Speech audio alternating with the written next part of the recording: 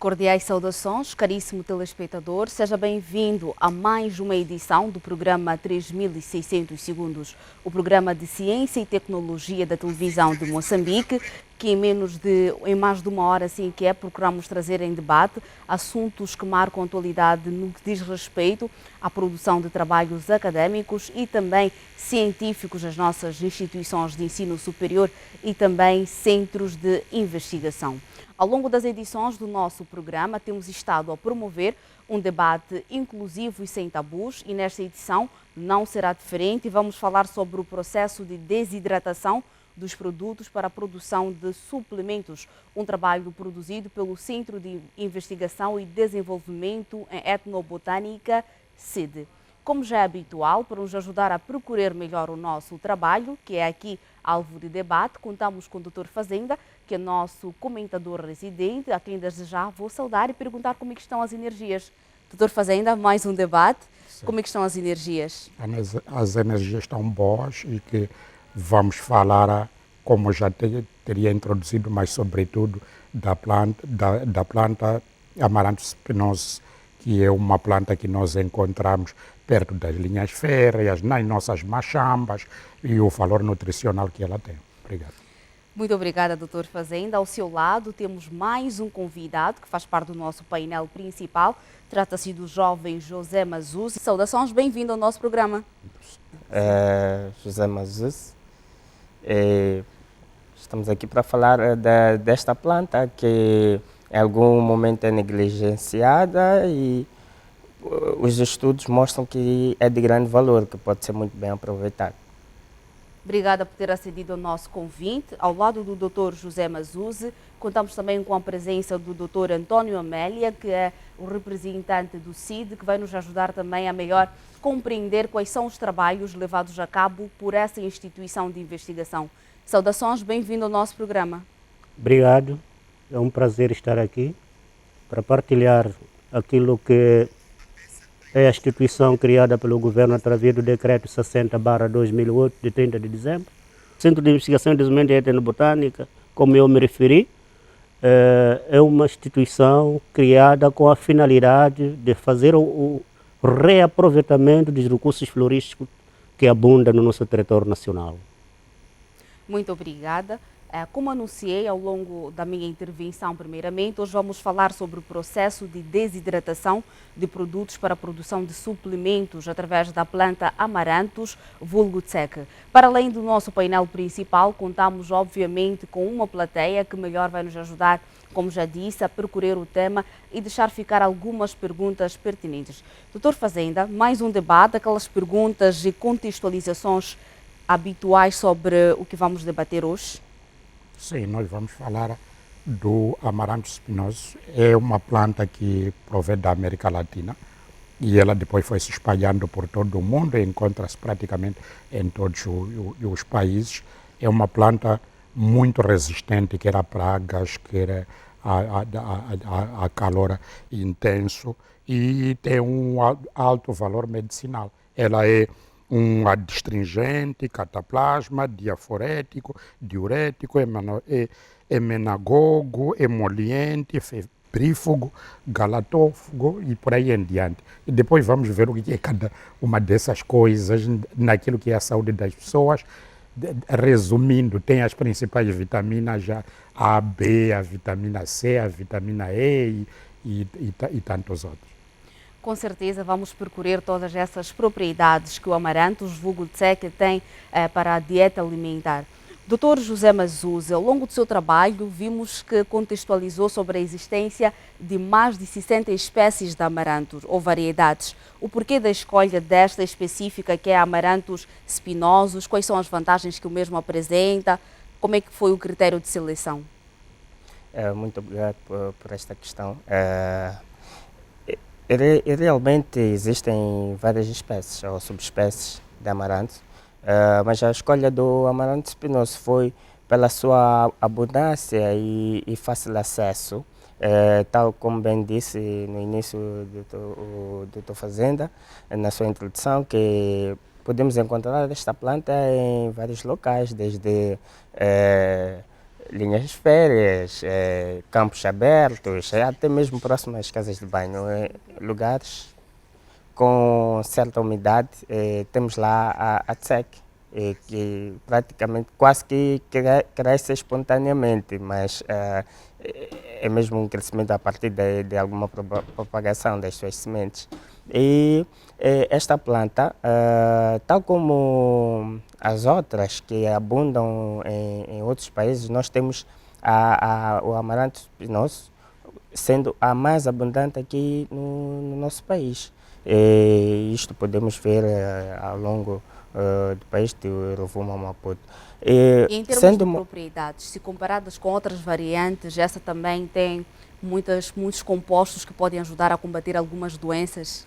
Realmente, é mesmo para aí que eu ia, para dizer que é uma planta muito rica em termos minerais e também vitamínicos, principalmente aquilo que foi o nosso objeto de estudo, que era, no caso, a sua composição em ferro. Por que o ferro? Porque este permite o ferro é um dos minerais que é essencial para a maturação das células sanguíneas e daí pode-se, vamos dizer assim, para casos de anemia ferropriva, é um composto essencial para que melhore-se esta condição para quem sofre de anemia ferropriva. Então, o amaranto espinoso é muito rico em ferro e pode servir como um suplemento para mitigar esta condição. Pois bem, Dr. Mazuz. Dr. António Amélia, a nível do CID, quais são os outros trabalhos que têm sido desenvolvidos mesmo para a transformação ou como posso dizer, mesmo para poder fazer com que a tecnologia chegue às populações locais? Certo. Vou recuar um pouco no espaço e no tempo para tentar fazer compreender de onde é que viemos, onde é que estamos e para onde a gente pensa ir, chegar. Como eu falei logo no início, o governo do país se apercebeu da existência no país de uma diversidade florística importante. Então cria a instituição através do decreto 60/2008 de 30 de dezembro. O que aconteceu na altura da criação não se prestou atenção em termos de recursos humanos. Levou-se aproximadamente 2 anos para operacionalizar a instituição, porque tinha que se verificar nas diferentes instituições de Estado, mesmo privadas, para recrutar os recursos humanos para operacionalizar essa instituição. E se verificou que não havia especialista nesta área de etnobotânica. No entanto, o único centro naquele momento que estava, aliás, o setor, era o Departamento de Ciências Biológicas da Universidade Eduardo Mondlane. Então, se apostou na parceria em termos de formação de recursos humanos. Então, muitos dos funcionários recrutados na Faculdade de Ciências, na altura ainda no tempo de escola, foram treinados através deste departamento. E também foi-se recrutando alguns funcionários no Ministério da Saúde, no Ministério da Agricultura, para poder criar o quadro de pessoal do Centro de Investigação e Desenvolvimento Etnobotânico. Obrigada, Dr. António. Vai poder voltar. Mas agora vamos acompanhar o apontamento de reportagem que mostra como é que é feito o processo de desidratação dos produtos para a produção de suplementos. Acompanhe. O Centro de Investigação e Desenvolvimento em Etnobotânica, CID, possui um jardim etnobotânico em Namaasha que é utilizado para o cultivo de plantas utilizadas para experimentos científicos, tais como produção de chás, de óleos essenciais e outras plantas com poder terapêutico. Devido à sua localização e à sua alta altitude, Namaasha beneficia de um microclima, atingindo temperaturas mais frias do que a maioria das outras áreas do sul de Moçambique, o que cria condições ideais para o cultivo de plantas. Saudações Moçambique, José Domingos Simão Mazuz, farmacêutico. Sila Joana, Técnico agrário, formado no Instituto Agrário de Chimoio. Estou a trabalhar aqui no CID há 7 anos. Ao longo do tempo, pelo trabalho, o nosso principal objetivo, o nosso objeto de trabalho são as plantas. Arranjamos esta forma porque notamos que nas comunidades, de acordo com relatórios do Ministério da Saúde, entre outros, que havia muitos problemas de desnutrição e muita falta de conhecimento, de aproveitamento de frutas de época, formas de processamento e conservação. Daí que surge esta ideia e para mim foi um grande prazer poder contribuir para o problema da desnutrição em Moçambique. Aqui temos uma cenoura. A ideia é fazermos cortes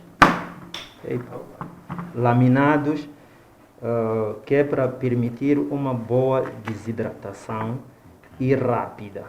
Quem tiver um raspador em casa que vai poder fazer em tiras assim, melhor. Pois isto aqui permite uma secagem flexível. A mesmíssima coisa também com a cebola. Lâminas finas. Também acontece com a batata. No processo de secagem, temos duas alternativas, dependendo da forma que foi cortado o material. Se a cebola, por exemplo, se a batata, por exemplo, tiver sido laminada assim, ela pode ficar aqui para secar, sem nenhum problema. O inhame, idem. A cebola também, se forem feitas as rodelas bem grandes, pode também caber aqui. Okay? Isto também, o ar circule e seque com flexibilidade. A outra, não tendo e tendo sido muito esmiuçado em porções pequenas, pode colocar num papel A4, espalhar. Aqui estou a colocar o alho, estou a colocar a cebola também. Pode estar disposto assim, onde isto pode vir aqui para a secagem. Este aqui também pode vir aqui para a secagem. A temperatura, nós queremos 40 graus. Uns 40 graus e acionamos. A temperatura que ele se encontra agora, que o aparelho tem agora é de 30 graus. Então ele vai subir até 40 graus e vai se estabilizar, que é para secar. Por quanto tempo? Normalmente pode levar 24 horas a 42 horas. 42 no horas? máximo, sim. Para este no máximo, processo de sim, secagem? no máximo. Ok. Para depois encontrarmos neste formato que nos apresentaram. Exatamente. Quanto mais estiver fino o material e for bem espalhado, em 24 horas ele pode secar. Sim. O que é que nos prova de que já está seco? Ele torna-se mais quebradiço, quando a massa não adere, solta-se com facilidade. Sim. Em seguida vamos ao processo de trituração da matéria-prima. Este é o nosso aparelho que usamos para trituração. As folhas de tsek estão aqui. Tiramos as folhas. Aqui temos o tsek já triturado. Vamos aproximar aí. Como vê, o antes e depois. Neste lote que nós podemos ter aqui apresentado, temos os diferentes produtos já desidratados e triturados. Então temos aqui a cenoura desidratada e triturada. Temos também a cebola desidratada e triturada. Temos aqui o alho desidratado e triturado. E temos também a batata. Esta ainda não tinha sido triturada. Batata reno? Esta é batata reno. Batata reno. Então temos aqui a batata reno e temos aqui o linhão. Ok. Portanto, nós temos esses produtos desidratados que depois são triturados para depois termos um produto final com mais ou menos esta composição, esta configuração. Podia estar muito mais polvilhada, mas a ideia é termos uma sopa onde podemos também perceber que ingredientes nós temos contidos na sopa. Pois bem, acabamos de acompanhar ao apontamento de reportagem que dava conta como é que é feito o processo de desidratação de produtos para a produção de suplementos, nesse caso da sopa e do xarope. E mesmo sobre este assunto, uma pergunta que pode surgir nessa altura é como é que é feito esse processo de desidratação, quais são as plantas ou os tubérculos que são agregados ao amaranthus vulgo tseque para a produção de sopa, que vantagens tem? São muitas questões que podem surgir, penso que vai responder, mas desta feita vou declarar o debate aberto, tanto para o painel principal, assim como para a plateia. Se tiverem alguma contribuição ou uma questão que possam, pertinente, que queiram fazer, este é o momento. Mas, Dr. José Mazuza, eu já estava aqui a deixar ficar algumas questões. No vídeo nós vimos mais ou menos como é que é feito o processo de desidratação. Mas em que consiste? Gostaria que explicasse mesmo para o nosso telespectador poder compreender melhor. Como vimos no apontamento de reportagem, essencialmente a técnica ali partilhada é da conservação dos produtos e isto por meio de desidratação. Mas há muito mais que é feito. E tendo sempre uma base científica, porque antes da concepção ou execução do projeto, no entanto, faz-se uma revisão bibliográfica, faz-se uma confrontação dos estudos, para que a posterior possamos confrontar também com os nossos resultados. Então fez-se uma busca exaustiva de vários artigos científicos, de trabalhos já realizados, quer de mestrado, quer de licenciatura, inclusive de estudantes também moçambicanos, também de estudantes brasileiros, baseados no Brasil neste caso, ainda assim também moçambicanos, mas com a formação no Brasil. Essencialmente, nós temos duas técnicas de secagem. Uma, por meio de estufa, onde faz a secagem dos tubérculos e outros vegetais, mais ou menos 40 a 50 graus, em 24 horas, mas isto varia de vegetal para vegetal, porque os vegetais como a cebola, como a própria tseque, tem um teor de umidade muito alto. Então, para aqueles que têm um teor de umidade mais reduzido, é em menos tempo.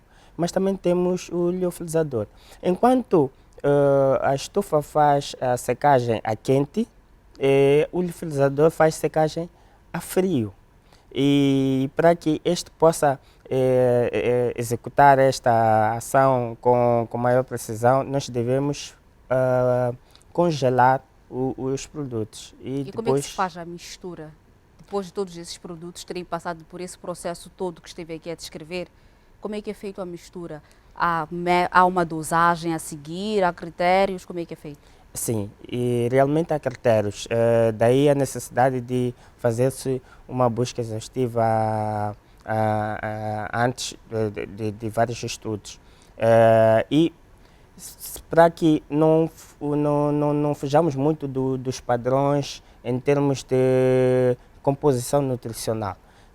Então, tem uma certa percentagem de cada elemento que deve conter na sopa.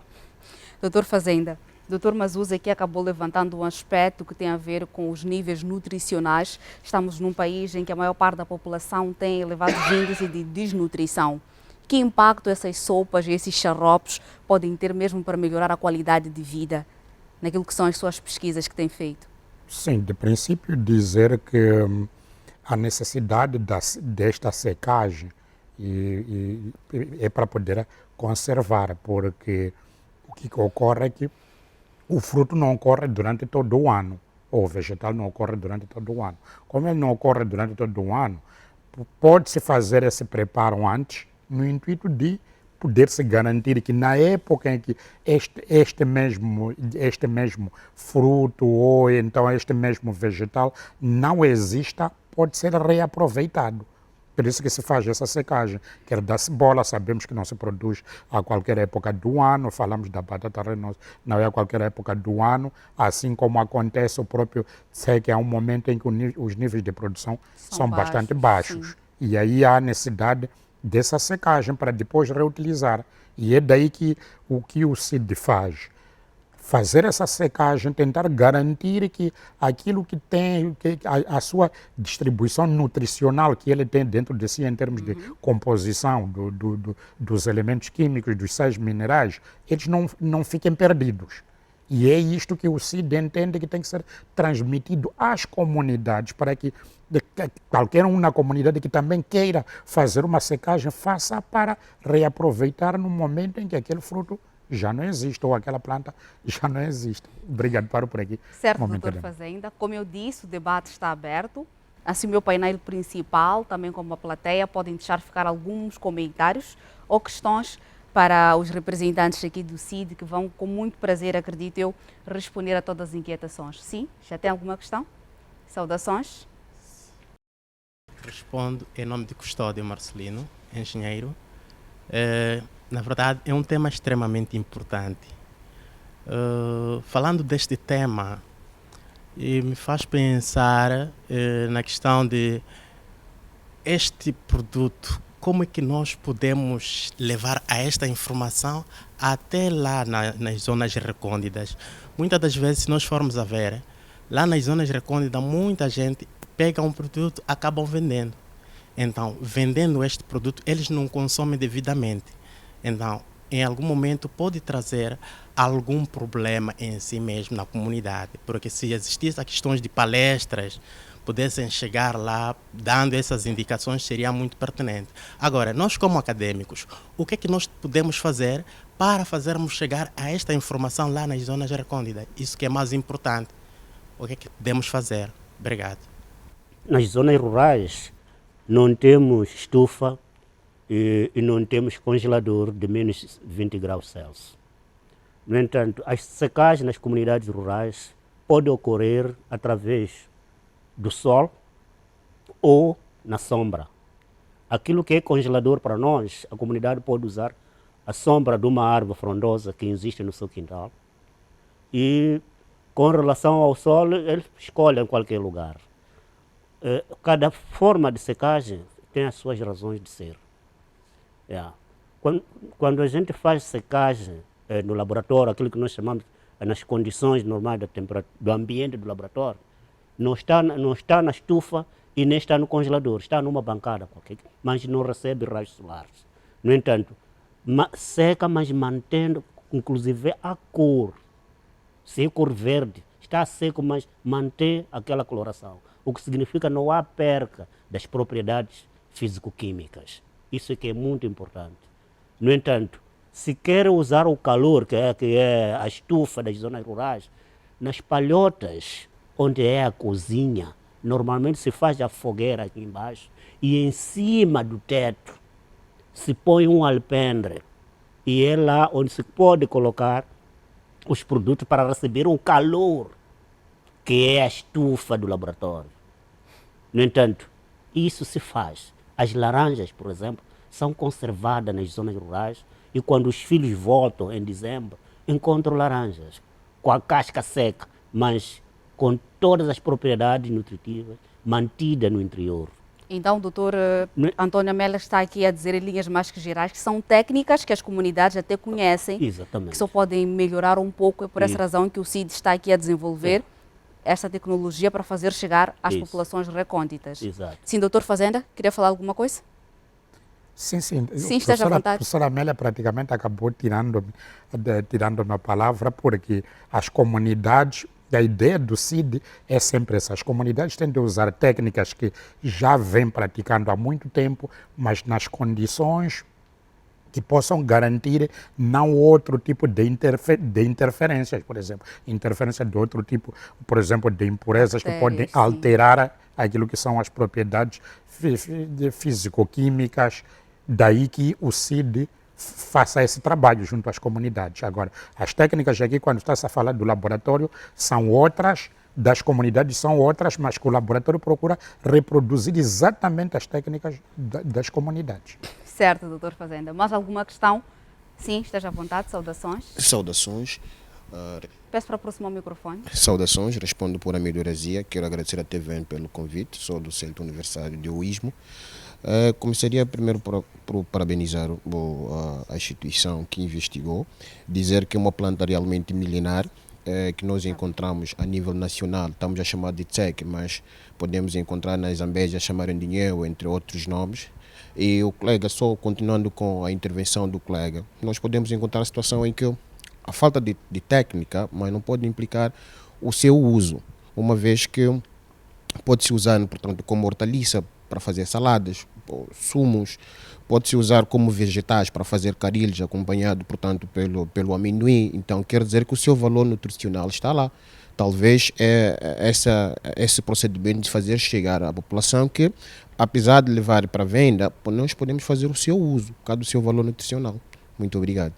Sim, mesmo sobre o assunto que acabou tocando, na nossa cultura, no nosso dia a dia, o tsek é usado para a preparação de alimentos. Estamos aqui a falar de caril, as próprias saladas. Entretanto, há uma componente super interessante que o CID traz, que é a produção de sopas. Eu gostaria que o Dr. Mazuzzi nos explicasse com mais detalhes como é que é feito o processamento desses produtos sem que se percam os compostos importantes dessa mesma planta. Sim, realmente, disse bem, a nossa proposta foi desenvolver uma sopa desidratada, uma sopa instantânea, que pudesse ser usada, mas também depois dos resultados, nós agora estamos em fase preliminar, nós pretendemos transferir esta tecnologia para as comunidades. A ideia da sopa desidratada, por quê? Porque permite maior tempo de prateleira e desta forma a possibilidade de consumir-se este produto por mais tempo.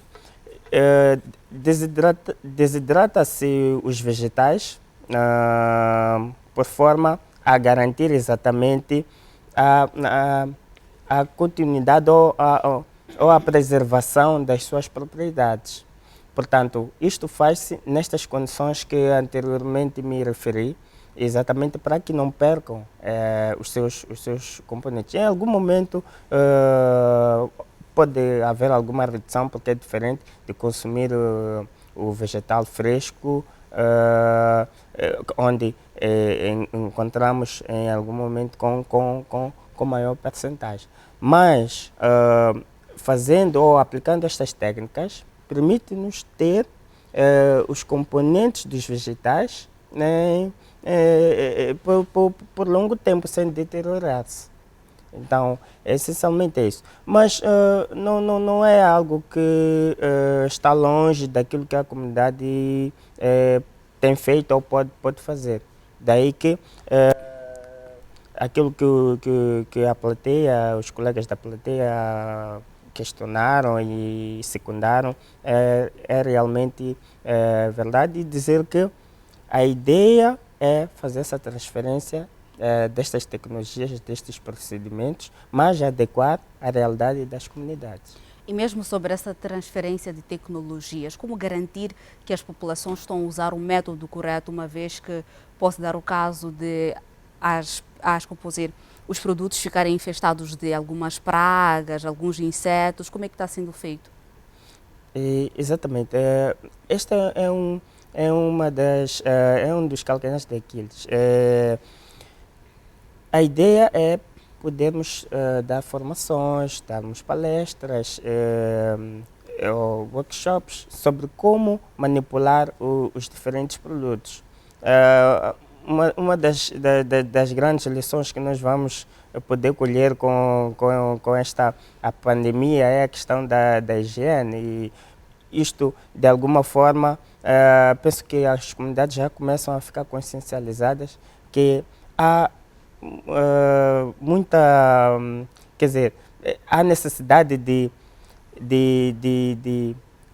mantermos ou sermos o mais higiênicos possível. Doutor Antônio Amélia, a nível do CID, com quantas comunidades têm estado a trabalhar agora, mesmo para o processo de transferência de tecnologia de processamento de plantas? Obrigado. Em termos de comunidade, nós trabalhamos com as comunidades do distrito da Moamba e do distrito da Manhinse. E no empreendedorismo, trabalhamos com os jovens no posto administrativo de Xangalame. Agora, muitas atividades vieram a reduzir a sua execução por causa dessa situação. Por exemplo, a última formação que realizamos no distrito da Manhinse, com relação exatamente a esse assunto, porque nós trabalhamos em parceria para este projeto com a Universidade da Namíbia. Então, envolvia também o estudo de investigação agrária. Então, realizamos a transferência de tecnologia no distrito da Manhinse, mas tivemos que reduzir o número de participantes. E não era isso que estava previsto na altura da concepção. Certo. Então, neste momento, temos três setores de atuação. Em termos de comunidade, é o distrito da Moamba e o distrito da Manhinse.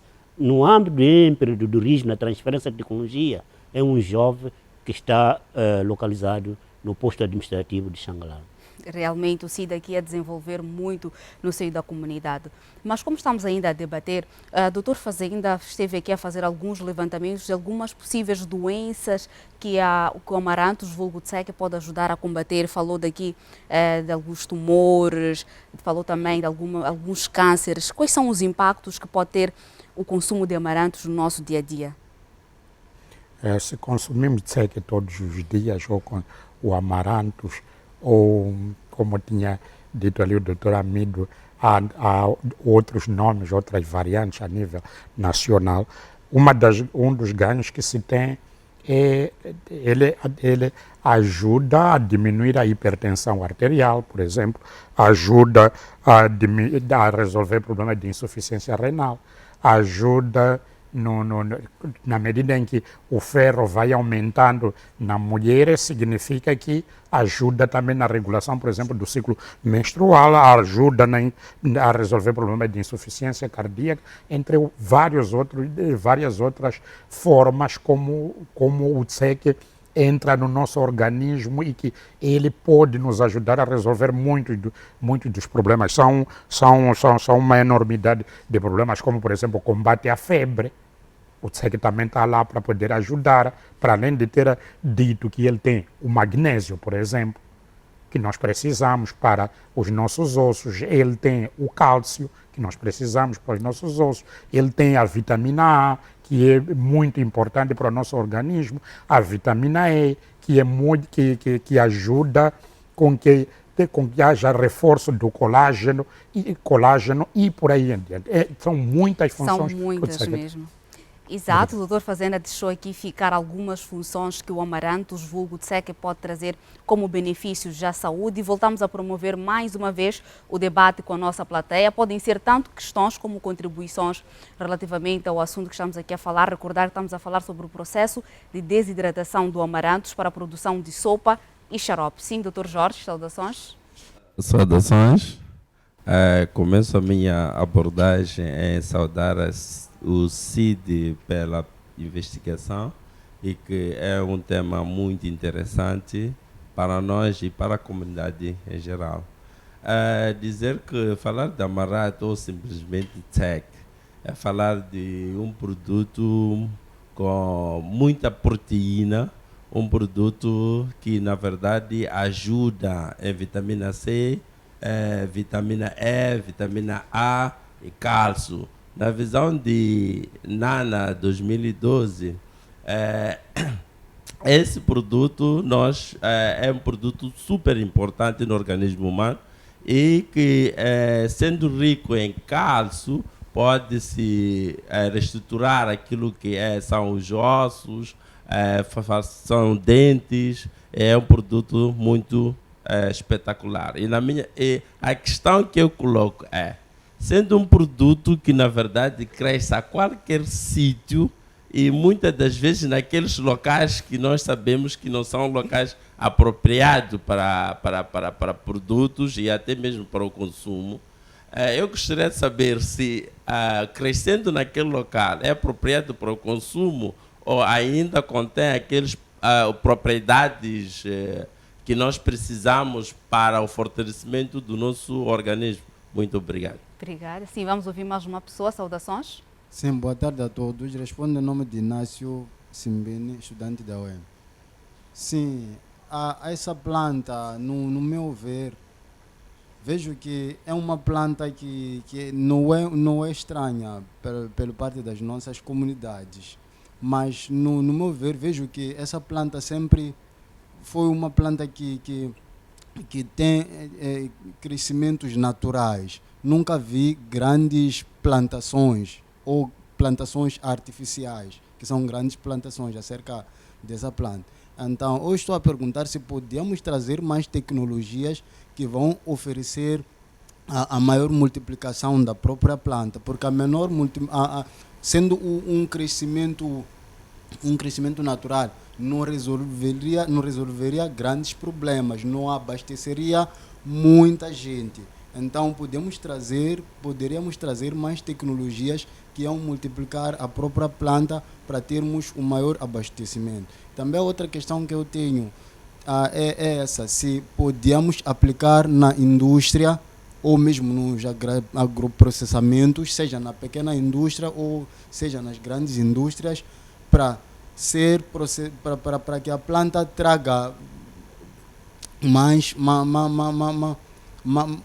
para que a planta traga outros produtos. Podem ser suas sopas, como a plateia principal falou, como outras coisas. Então a questão é essa, se podemos aplicar na indústria, porque sem aplicarmos na indústria também não estaríamos a resolver nada, porque a indústria é que traz grandes abastecimentos. Então a questão é... Certo, ficou essencial. Mas agora, Dr. Fazenda, temos habitualmente a nossa rubrica, o Minuto do Investigador, que é habitualmente uma figura ilustre do nosso mundo acadêmico costuma falar. Esta semana, quem será e que vai falar de quê? Vai falar o Dr. Paulo Cumbani. Ele é docente do SCTEM e formado na área de Química, e ele faz investigações mesmo na área de Química. Muito obrigado. Exato, vamos acompanhar o Minuto do Investigador. Até já.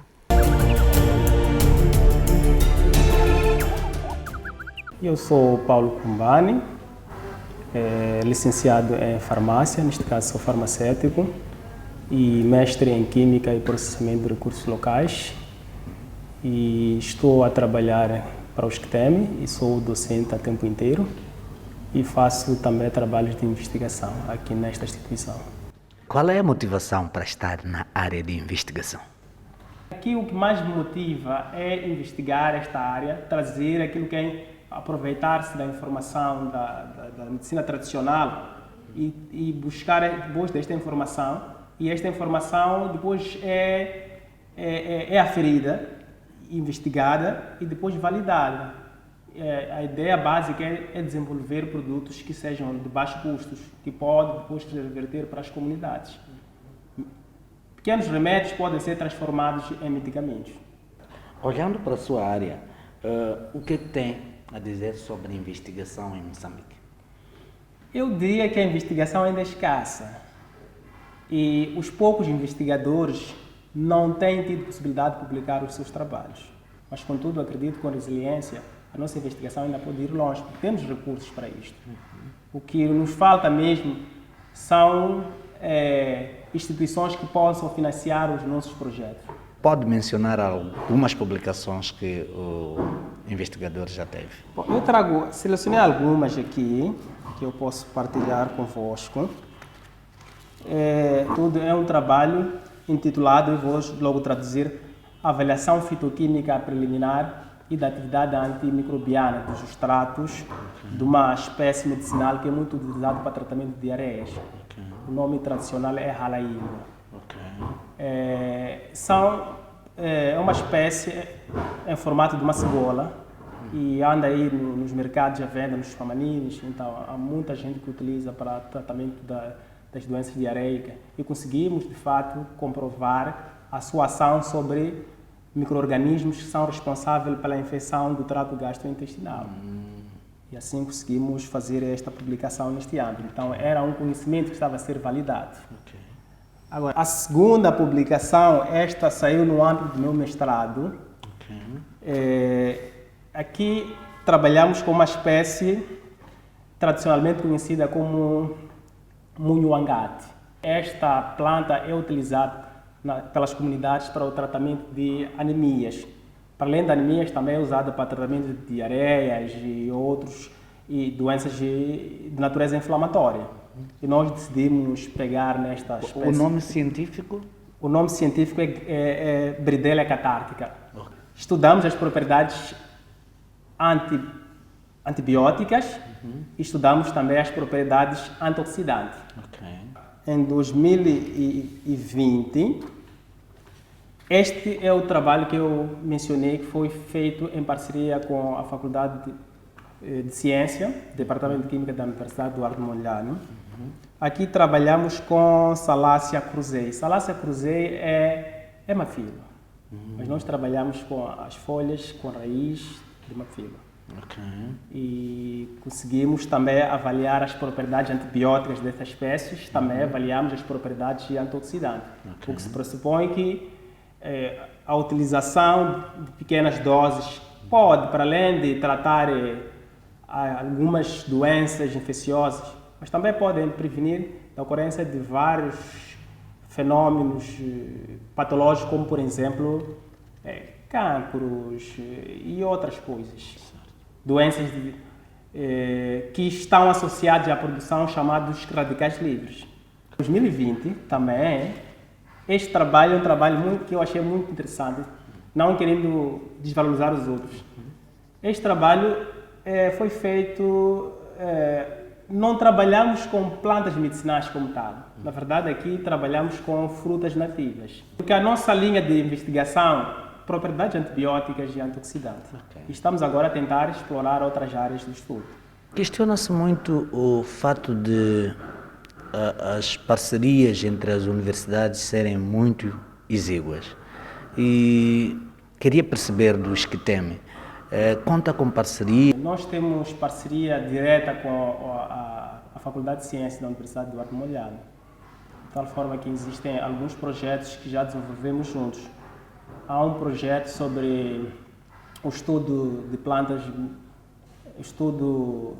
medicinais provenientes do distrito de Matutuíne, que é para se avaliar as suas ações farmacológicas, assim como toxicológicas. Experiências que nós podemos realizar lá nos laboratórios da Universidade do Andromani e vice-versa. Os que têm, qual é o feedback que têm sobre os seus trabalhos em relação às comunidades? Eu diria que ainda não temos muita interação com as comunidades, mas agora estamos a trabalhar no sentido de termos este contato com as comunidades. Por isso que agora não estamos só a investigar para produzir apenas um conhecimento que deve ser simplesmente publicado. Agora estamos a aproveitar o nosso conhecimento farmacêutico para desenvolver produtos.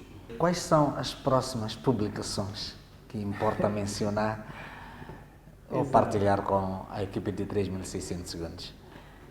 Há um projeto que já estamos a escrever e eu sou o responsável deste projeto e já a publicação praticamente já está feita. O que falta, estamos na fase de correção, que era fazer um estudo comparativo das propriedades terapêuticas no que diz respeito à prevenção de certas substâncias contra estas doenças associadas ao metabolismo celular, que é a produção de algumas substâncias que podem, de uma certa forma, lesar a célula, gerando doenças como que eu já mencionei aqui, desde cancro, doenças de Alzheimer, doença de Parkinson, que são doenças geralmente negligenciadas aqui em Moçambique, porque não há muita incidência dessas doenças, mas elas existem.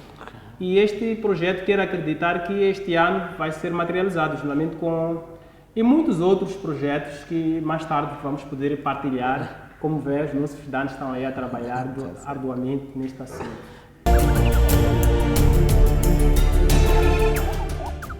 Após termos acompanhado o Minuto do Investigador, em que habitualmente uma figura do universo académico nacional fala para poder explicar e partilhar com a população os trabalhos que tem estado a desenvolver a nível da academia, é chegado o momento de acompanhar mais um apontamento de reportagem e desta feita sobre o processo de composer e transferência de tecnologia da CID para a comunidade local. Acompanhe. De acordo com seu estatuto orgânico, o CID tem como uma das atribuições a promoção e a transferência do conhecimento científico, uso efetivo, conservação, cultivo, desenvolvimento tecnológico, comercialização e a industrialização de plantas em coordenação com outros setores. Aliada a esta atribuição, irrompe a seguinte competência do CID: proceder à divulgação e à disseminação dos resultados de investigação obtidos, bem como a sua aplicação em benefício das comunidades. Neste âmbito, o 3600 Segundos testemunhou a transferência de tecnologia na província de Maputo, concretamente no distrito da Manhissa. Na comunidade de 3 de fevereiro, para testemunhar a transferência de tecnologia do Centro de Investigação e Desenvolvimento em Etnobotânica, junto com o Ministério da Saúde e a própria comunidade. Temos aqui uma sopa de tsek, né? São duas sopas, onde uma sopa foi feita com base no inhame. Inhame, esse é o nome em português, alguns chamam de madumbi, outros chamam de esquepo. E temos a sopa de tsek também com batata. Ralar a cebola ou cortar a cebola, ralar a cenoura, ralar o alho e ralar a batata. Para uma melhor secagem, não aconselho que se misture para que depois se seque, uma vez que cada ingrediente tem sua concentração de umidade. Então, pode-se ralar em separado e secar em separado. Pode secar o alho com a cenoura. Mas a cebola, a batata, o inhame fresco não pode se misturar. Cá na comunidade, onde é que nós temos que secar estes ingredientes? Para a comunidade, depois da raspagem, arranja uma estufa. Há quem pode não ter uma estufa, pode colocar numa capulana ou num tecido que permite a passagem de água, que possa absorver a água, raspe e coloque ao sol. O tsek, todo mundo já sabe, pode fazer os cortes e secar à sombra. O tsek tem que se secar à sombra, tem menos umidade em relação a todos. Pode-se cortar e coloca-se a secar à sombra, que é para não se perder os nutrientes. Depois da secagem, pode-se fazer a mistura do tsek, da cebola, do alho, da batata e da cenoura. Chamo-me Carmen Carlos, nutricionista, ponto focal do distrito da Manhissa. Aqui para falar sobre a alimentação. Neste caso, fazemos esforço de fazer educação nutricional às comunidades para uma alimentação segura, para que a mãe tenha o leite materno, precisa de se alimentar. Então, aproveitamos essa oportunidade para falar sobre alimentação também. E nesta época de Covid também aconselhamos que os vegetais fazem bem à saúde. Então, com essas sopas quentes, é muito bom para esta pandemia que está atualmente a assolar o nosso país. Consoante a nossa taxa de crescimento insuficiente, nós, por enquanto, estamos bem. Apesar de haver alguns casos de crianças com baixo peso, né, com desnutrição, mas a nossa taxa estamos a zero. Há mais de 3 anos, nossa taxa sempre está a zero. O sucumil em quais leis vão explicar a vacina? Em sucumil, vari ina a amboa inga endla ku yamba sopa. Itlhela hi veka mbango ku iwoma. Basta hi cuidar nga kumani ni swin'wana. Rosita Januarito. Sou a PE, trabalho na comunidade. O que vocês fazem no vosso dia a dia? Nós fazemos palestra, curativo. O que é que acontece de facto quando vocês vão fazer uma palestra? Nós falamos sobre nutrição nas mães e nas crianças. Nós ensinar as mães que devem se alimentar bem dos produtos que nós produzimos na Machamba. Não precisa procurar aqueles produtos assim para comprar. Okay. Nós vamos se alimentar com aqueles produtos que estamos a produzir nas Machambas. Acabamos de acompanhar um apontamento de reportagem que contava sobre o processo de transferência de tecnologia para as comunidades. E mesmo sobre este assunto, uma pergunta que pode surgir para o doutor professor António Amélia sobre a transferência de tecnologia. Qual é a parceria que o CID e o Ministério da Saúde têm estado a desenvolver atualmente? Nós temos parceria com o Ministério da Saúde através da Direção Nacional de Medicina Tradicional e Alternativa. Trabalhamos diretamente com eles. E quando há necessidade, alguns técnicos são convidados de diferentes departamentos, dependendo do assunto que vamos tratar. E, além do Ministério da Saúde, também temos parceria com o Instituto de Investigação Agrária de Moçambique. E depois também, no Instituto de Investigação Agrária de Moçambique, trabalhamos com a Direção de Ciências Animais, dependendo do assunto, que é lá onde está sediado o Laboratório de Nutrição. Além de fronteiras, trabalhamos, como eu me referi anteriormente, com a Universidade da Namíbia e a Universidade da Zâmbia. No entanto, neste momento, são esses nossos parceiros que estão no ativo. Obrigada, doutor António Amélia.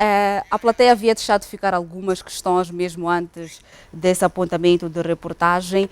Uma que tinha que ver com os locais ideais para a produção do TSEC. Muitas vezes estes crescem em locais impróprios. Que impactos isso pode ter para a saúde ou não tem nenhuma coisa a ver? Realmente, uma das razões pelo qual a TSEC é banalizada ou de alguma forma desvalorizada é por esta crescer de forma espontânea em algum momento em locais não apropriados, porque é uma planta que tem uma certa, vamos dizer assim, apetência pela umidade. Então, em lugares úmidos sempre teremos a TSEC. Isto porque as suas sementes são de fácil propagação, tanto pelo vento, assim como pelos pássaros, elas são espalhadas.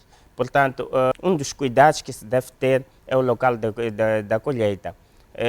Nós fizemos, após o inquérito que foi feito no distrito da Manhissa,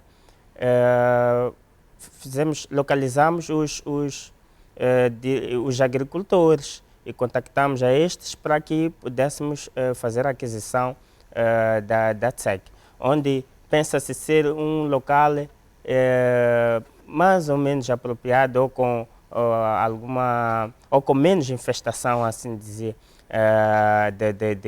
de contaminantes, de bactérias, embora estes seres fazem parte do ecossistema. Então, após a colheita, tem alguns procedimentos para garantir a descontaminação ou a asepsia. Usamos também, em algum momento, a lexívia e assim desinfetamos as plantas. Portanto, Sim, doutor José Mazuzzi. Eu tenho uma questão agora para o professor António Amélia sobre o processo de produção. Se a nível do CID tem-se produzido a escala industrial em mesmo jeito de considerações finais, como é que é feita a produção de tseca? Obrigado. Bom, o CID, pela sua vocação, pelas suas atribuições e competências, não pode fazer a produção em escala industrial. Mas tem lugar que a gente faz pequenas machambinhas com o objetivo de colher as amostras e processar no laboratório. Em escala industrial, nós entregamos aos pequenos e médios empreendedores para o efeito. Tanto para chá Changalabate, chá cidreira, são eles que fazem para abastecer o mercado. Porque nós, sendo uma instituição de Estado, recebemos o orçamento do Estado. Agora, se virarmos empresa, significa rever o nosso estatuto orgânico. Sim. Certo. Doutor Fazenda, nosso debate está mesmo a caminhar para a reta final. Estivemos aqui a falar sobre processo de desidratação e processamento de produtos à base de amarantos, da sopa e do xarope, divulgando essa tecnologia para as comunidades. Que impactos podemos ter para a saúde? Podemos reduzir os níveis de desnutrição? Como é que vê? É muito importante porque vamos poder reduzir drasticamente os níveis de desnutrição, como nós sabemos, são altos, quer para os países do terceiro mundo, especificamente para o caso de Moçambique. E esta divulgação que se faz junto às comunidades vai permitir com que as senhoras, principalmente, possam obter todo tipo de nutrientes que são muito necessários, sobretudo, por exemplo, na fase de amamentação, para poder melhorar aquilo que é a saúde dos bebês. As mães precisam, ainda crianças precisam de ter uma boa nutrição, de modo que não cresçam raquíticos ou com outro tipo de problema de saúde. E isso tem que ser estancado logo a priori, enquanto ainda são crianças com 2, 4, 5 anos, 1 ano. Isto é muito importante. Daí que a secagem e o aproveitamento total daquilo que são os nossos produtos nativos, naturais, plantas naturais, tubérculos naturais, as nossas verduras nativas. Isto será muito importante para esta saúde das pessoas. E como é que o CID se vê daqui a alguns anos nesse processo de transferência de tecnologia, sobretudo da sopa e do xarope à base de tseca? Penso que é sonho de todo investigador poder ver o seu trabalho divulgado e aplicado. A aplicação por fim, o ganho mais diria, como que um troféu. Portanto, nos vemos no futuro próximo a divulgar todas as tecnologias e possibilidades de como aproveitar os diferentes vegetais que a terra nos proporciona. Foi com muito prazer que trabalhamos para si. Voltamos a ver-nos numa próxima oportunidade. Não se esqueça, fique em casa e continue a acompanhar a restante programação da televisão de Moçambique. Até lá!